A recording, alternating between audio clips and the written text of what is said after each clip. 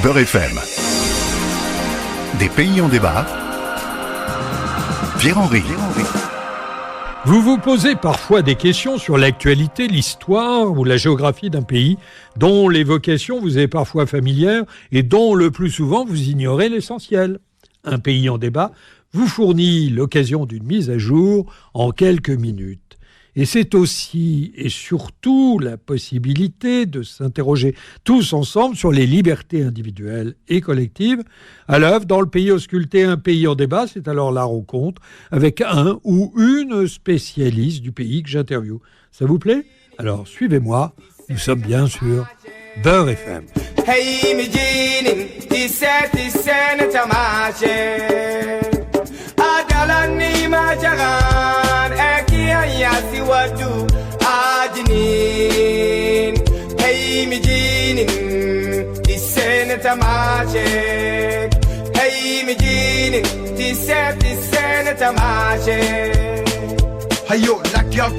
sauriez-vous dater cette musique, la situer ?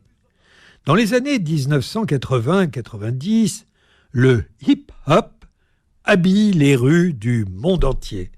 Il est le nouveau véhicule des protestations sociales. La corruption, le sida, la pauvreté, le mariage forcé sont des sujets abordés par les nouveaux poètes citadins tels Lakal Kané qui mélangent mélodie traditionnelle et rap au Niger, notre pays du jour. On estime à 25 millions le nombre d'habitants au Niger. Mais ça reste une estimation. Car 4 enfants sur 10 n'ont pas d'acte de naissance. Et il y en a beaucoup. On estime à 13 millions la population des moins de 15 ans, soit 6 enfants en moyenne par femme.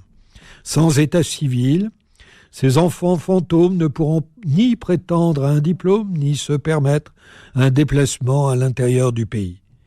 Les Nigériens sont majoritairement musulmans sunnites et appartiennent à différentes ethnies. Les Haoussa, 47% de la population, sont les plus présents. Mais il y a aussi les Arma, 18%, les Peuls, les Sangaï, les Touaregs, autant de peuples que l'on retrouve au Mali, au Nigeria, au Burkina Faso, dans tous les pays frontaliers. Le Sahel et le Sahara couvrent 90% du territoire, mais au sud, dans la région de la capitale, Niamey, les sols sont suffisamment irrigués pour la culture du mil. Malgré un système économique fragile et une dette publique qui augmente à 50% en 2021, les rentes du pétrole et les ressources en uranium boostent l'économie nigérienne. L'exploitation des ressources et l'administration militaire par la France coloniale s'est normalement arrêtée le 2 août 1960 lorsque Hamani Diori est élu président. Jusqu'à la chute du mur en 1991, des coups d'État militaires s'enchaînent. Le Niger est marqué par le dictateur Séni Kountché, président du Conseil militaire suprême, jusqu'à sa mort en 1987. Depuis son indépendance, le Niger en est à son 7e régime constitutionnel et à son 4e régime militaire. L'omniprésente insécurité au Niger est due au couplage pauvreté-surpopulation. La montée du djihadisme en est la conséquence. Mohamed Bazoum, président actuel, est engagé dans la lutte contre le mouvement Boko Haram, notamment formé en 2002. La sécurité du Sahel implique la France avec l'opération Barkhane et son récent redéploiement. Soutien militaire étranger principal au Niger, la présence de l'armée française est depuis quelques mois controversée par les pays du G5, c'est-à-dire le Niger, le Burkina Faso, le Tchad, la Mauritanie et le Mali. Nous allons parler de tout cela avec Emmanuel Dupuis. Emmanuel Dupuis est enseignant en géopolitique à l'Université catholique de Lille, ainsi qu'à l'Institut supérieur de gestion de Paris. Il est également le président de l'Institut Prospective et Sécurité en Europe. Emmanuel Dupuis, bonjour. Bonjour. Alors nous allons parler du Niger et de Mohamed Bazoum, son président actuel. Comment expliquez-vous que ce soit l'un des rares dirigeants du G5, qui comprend le Niger, le Burkina Faso, le Tchad, la Mauritanie et le Mali, qui continue à faire confiance à la France? Bon, alors déjà, effectivement, c'est un sujet de préoccupation parce que la classe politique nigérienne est de plus en plus interrogative sur la présence militaire française renforcée depuis le départ des troupes françaises de Barkhane en août dernier du Mali et depuis quelques jours de Burkina Faso. Je dis cela parce qu'une partie de ces troupes sont désormais au Niger. Donc ça interroge de plus en plus la relation qui parfois peut sembler un peu incestueuse entre la France et le Niger.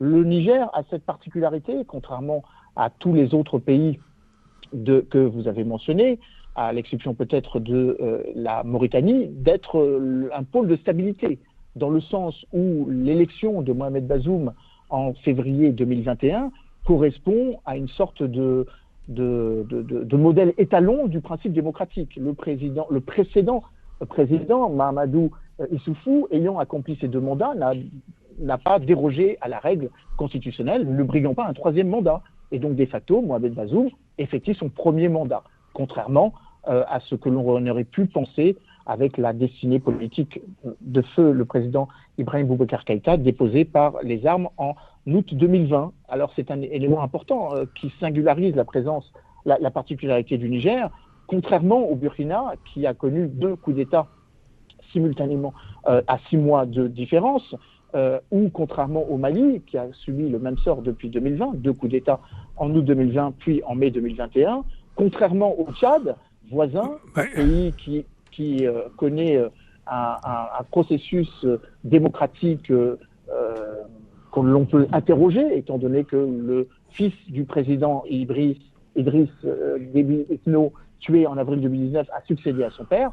Le Niger apparaît comme une sorte de modèle démocratique avec beaucoup de guillemets, évidemment. Alors, pourquoi parlez-vous de relations incestueuses entre la France et le Niger? Parce que, après tout, l'intervention de Barkhane dans les pays du Sahel pour combattre Boko Haram et les groupes djihadistes protège l'ensemble de l'Europe, non?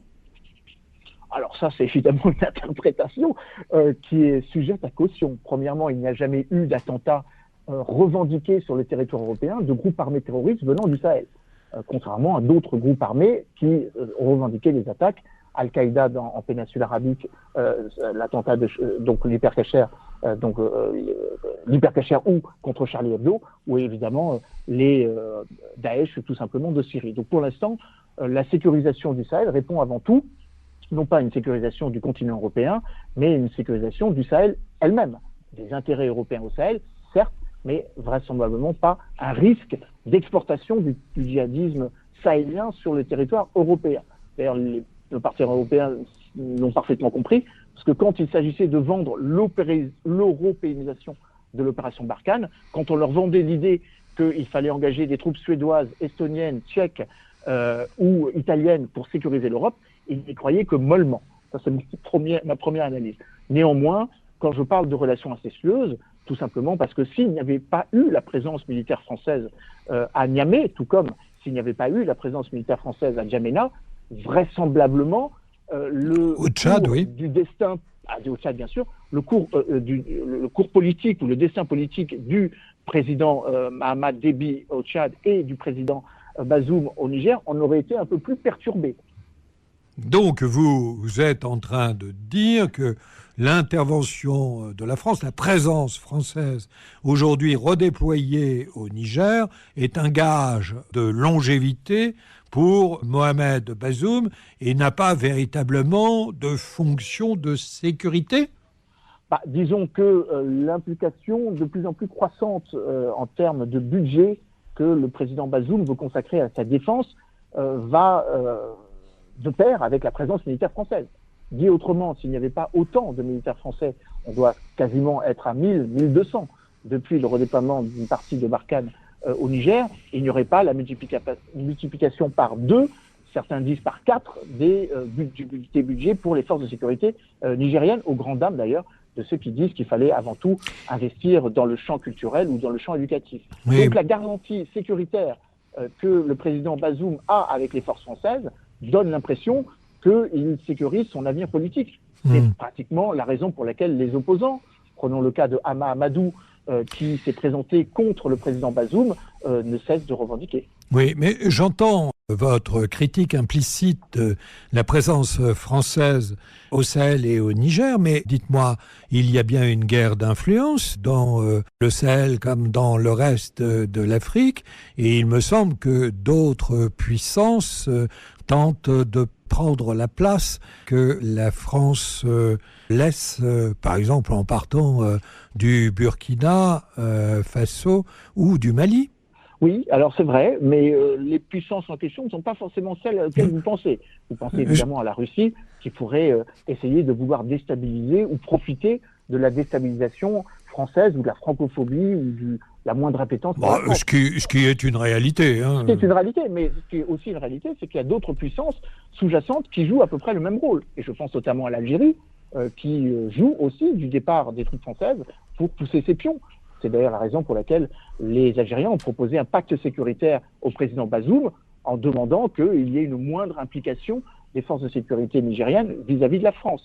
Donc c'est vrai que la présence française au Niger s'inscrit dans une volonté de ne pas céder trop de position à ses partenaires ou à ses contendeurs, partenaires pour l'Algérie et contendeurs pour la Russie. Mais ce qui est particulièrement vrai aussi pour les partenaires européens, prenons l'exemple des Italiens, qui ont décidé de ne pas investir de troupes au Mali, mais d'investir des troupes au Niger, ou même les Américains qui y ont déployé plusieurs bases de drones et qui jouent là aussi des troubles faits en rappelant au président Bazoum que la présence militaire d'autres pays que la France est tout aussi importante que celle de l'ancienne puissance tutélaire coloniale. Et rappelez-nous quelles sont les ressources disponibles au Niger, je veux dire ressources minières.